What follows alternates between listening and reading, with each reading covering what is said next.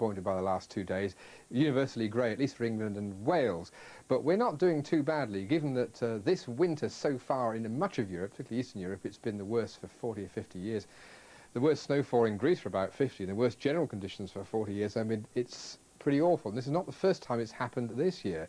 More snow is likely to be on its way. Although for tomorrow, it's Turkey that gets a few snow showers and Greece is somewhat improved. But the low bringing it all then spins up over Cyprus and will spread its rains to northeast Africa and to the Middle East. Not that unusual, but the number of times it's happened so far this year and the extent, the amount of rain is quite noteworthy.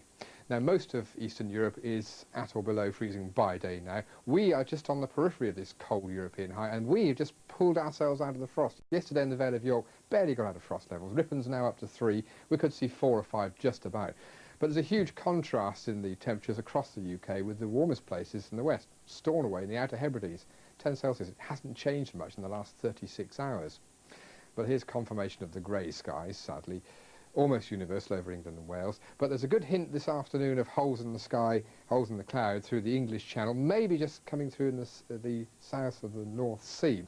So it might be a little bit brighter grey rather than dull grey, but without doubt the best sunshine continues to be the far west, maybe the Pembrokeshire coast, through Northern Ireland and much of central Scotland, though not really the southern uplands.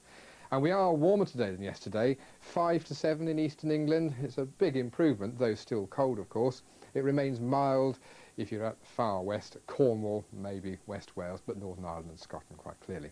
Tonight the fog will descend from the hills, because that's where it is at the moment, and I think the problems for tomorrow morning are most likely in northern England and Wales, and maybe the southern uplands of Scotland. Frost will be very patchy. If it's around at all, it'll be again in eastern England, Highland Scotland, maybe just in the southeast corner or East Anglia if the cloud thins enough. So a cold but not hard frost night.